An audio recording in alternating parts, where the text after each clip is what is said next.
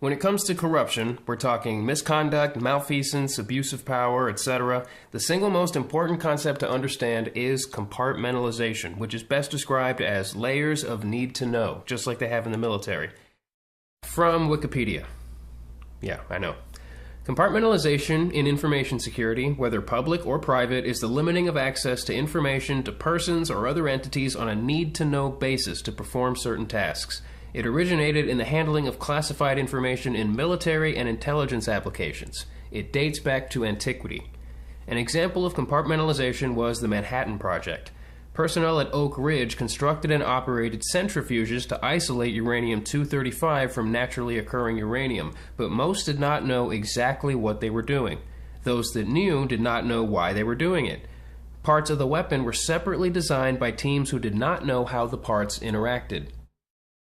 Within an organization or agency or group or network of any kind, the people above you may be keeping some information from you so that you only have part of the truth, or they could be giving you some truth mixed in with some lies, or they could be lying to you completely. Even then, those people above you are in the exact same situation. They may tell you things that they believe are true without knowing that they're being lied to by the people who are above them, and so forth. As they say, a fish rots from the head down. This describes top-down compartmentalization from the leadership level down to the ground level, but there is also lateral compartmentalization where there's lying and withholding and invisible lines between individuals regardless of their place in the pecking order. Last but not least is willful ignorance, where someone with authority can tell the people underneath them that they don't want to know any details about what's going on so that they can maintain plausible deniability. All three of these types of compartmentalization can work in tandem with each other.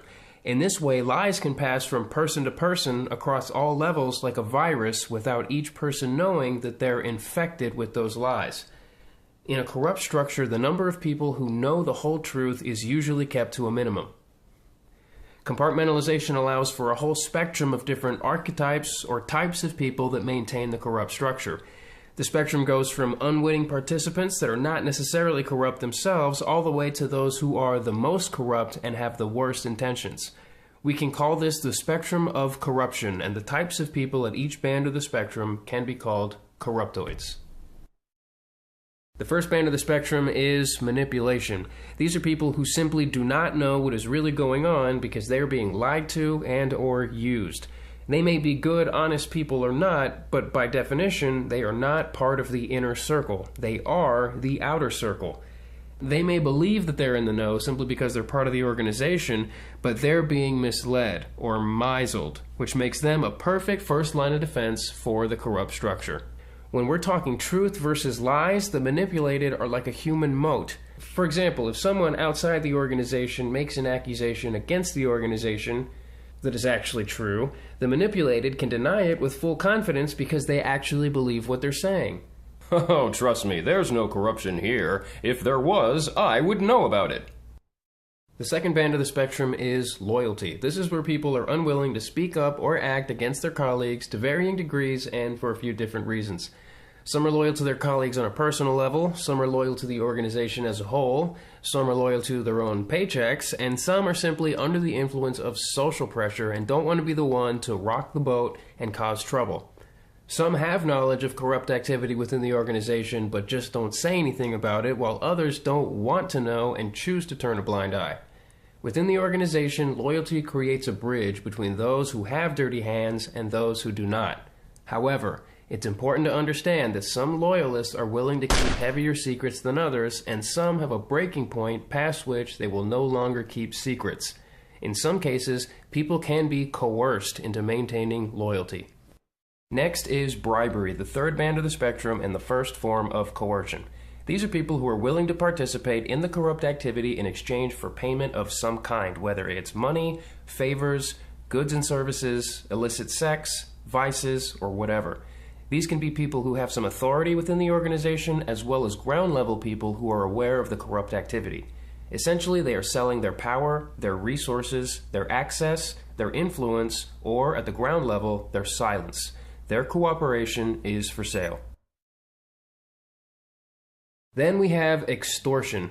These are people that are being forced to participate in corrupt activity by way of threats of any kind, whether it's a threat to destroy someone's social or personal life, a threat to destroy their livelihood, or a threat of violence. At extremes, this can include threats against the person's loved ones. These people have been sent a strong message: play ball or else. Fifth on the spectrum is blackmail. This is one of the most powerful forms of coercion. These are people who have secrets of their own, while proof or evidence of those secrets is in the hands of someone else. These secrets can range from embarrassing to illegal. You can have a person who did something illegal or socially unacceptable in the past, uncover proof of it, and then use that material as leverage against them.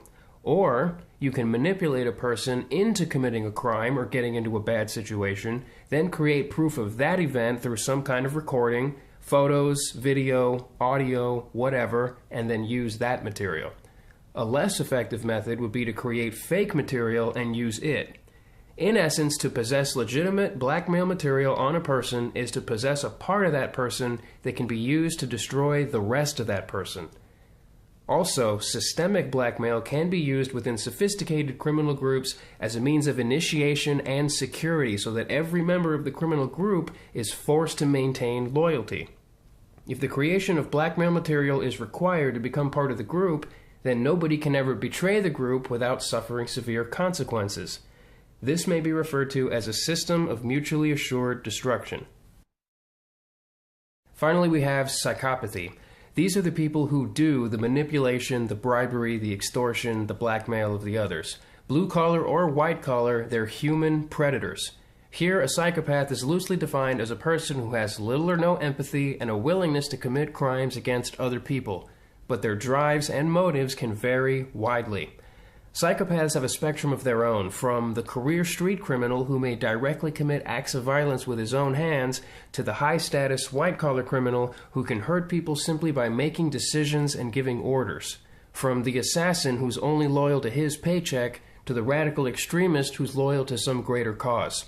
They can be very cunning, conniving, deceptive, and manipulative, and since they're willing to do whatever it takes to get what they want, they often make their way into positions of power, which enables them to coordinate corrupt activity with each other. Psychopaths attract psychopaths. So, to recap, the spectrum of corruption goes manipulation, loyalty, bribery, extortion, blackmail, psychopathy. Now that you understand the spectrum itself, the important thing to recognize is that all of these archetypes overlap on each other. Each of these bands of the spectrum of corruption blends into the next, and all of these elements can be present to some level or another, in some combination or another, within one person. A person can be loyal because they are bribed while also being manipulated. Psychopaths can manipulate each other as well as bribe, extort, or blackmail each other. Psychopaths can sometimes be loyal to each other, so on and so forth. Let's look at a quick example. Here you have 3 ground-level people who are totally in the dark about the corrupt activity going on above them, so they're being manipulated and are also loyal. There's one more ground-level person who knows things the others don't, but we'll come back to that. The next level up, everyone knows part of the truth about what's going on in the organization, so they know more than the people below them, but they're also being manipulated and are also loyal. Above them are 2 people who are loyal and are being bribed, but one of them knows the whole truth about what's going on and the other one doesn't, which puts a divide between them. Maybe one of them has more of a conscience than the other, and so is not trusted with all of the secrets. Whether they're morally okay with the corrupt activity or not, what they have in common is the fact that their extra paychecks are good enough to keep them quiet and compliant. Now, the person that knows the whole truth just so happens to be personally friends with someone on the ground level, and through their relationship, some information about the corrupt activity is divulged to the person on the ground. This gives the upper level person an extra pair of eyes and ears that can be used to advantage.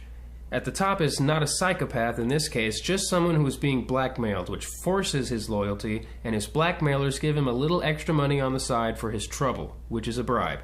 He takes his orders from an external psychopath who is at the top of his own pyramid. This explains how corruption can work in the hypothetical sense, but identifying corruption in the real world requires a multifaceted understanding. You have to understand the human mind, especially human thought, so that you can understand human behavior while also having the strength of reasoning to consider multiple possibilities at the same time. You have to be able to modulate or shift perspective and look at everything from multiple angles with different combinations of variable factors, all while suspending judgment. You have to understand hierarchy and circumstance in relation to the human element, which is where the spectrum of corruption fits in. You have to stop thinking about people and situations as hypothetical because we don't live in a world, we live in the world. Corruption falls under the category of crime, which falls under the category of human behavior, where the truth is something that is discovered, not calculated in a hypothetical intellectual vacuum. Forget the idea of a person and think in terms of the person, the company, the CEO, the government agency, the police officer, etc. Recognize everything that you don't know and never lose sight of it. The map is not the territory.